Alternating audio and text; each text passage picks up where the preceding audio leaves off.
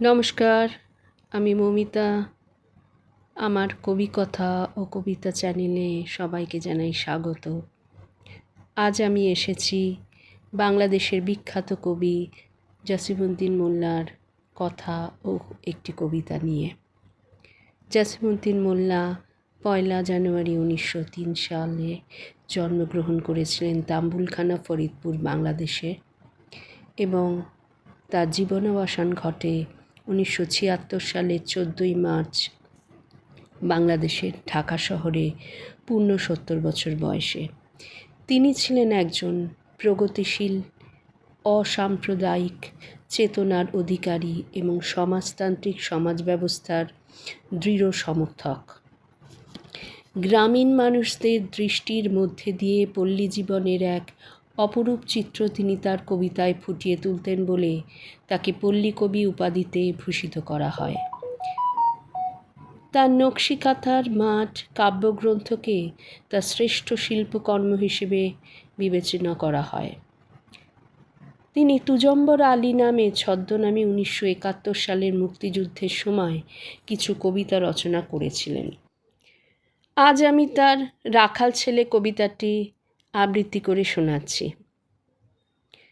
রাখাল ছেলে, রাখাল ছেলে, বারেক ফিরে চাও, বাঁকা গায়ের পথটি বেয়ে কোথায় চলে যাও? ওই যে দেখো নীল নোয়ানো সবুজ ঘেরা গাঁ, কলার পাতায় দোলায় চামর, শিশির ধোয়ায় পা।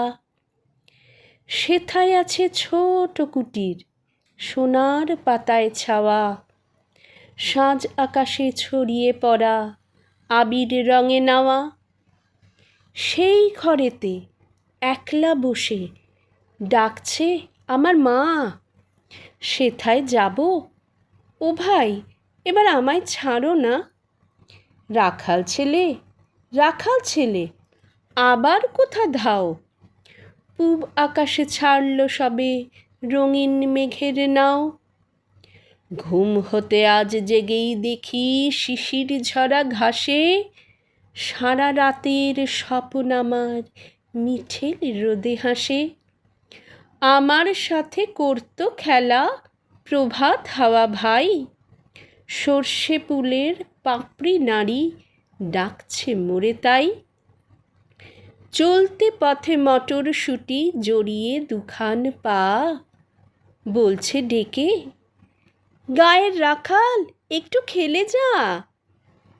সারা মাঠের ডাক এসেছে, খেলতে হবে ভাই। সাঁঝের বেলা কইব কথা, এখন তবে যাই। রাখাল ছেলে, রাখাল ছেলে, সারাটা দিন খেলা, এ যে বড় বাড়াবাড়ি, কাজ আছে যে মেলা। কাজের কথা জানি নে ভাই, লাঙল নিয়ে খেলি, নিড়িয়ে দেই ধানের ক্ষেতের সবুজ রঙের চেলি। রিসেবালা নুইয়ে গলা হলদে হওয়ার সুখে, টির বনের ঘোমটা খুলে চুমু দিয়ে যায় মুখে।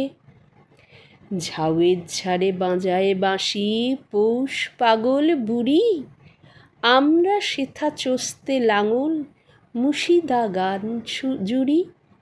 খেলা মোদের গান গাওয়া ভাই, খেলা লাঙল চষা, সারাটা দিন খেলতে জানি, জানি নেকো বসা। নমস্কার, সবার কেমন লাগলো অবশ্যই জানাবেন। ভালো লাগলে আমার চ্যানেলটি সাবস্ক্রাইব করবেন।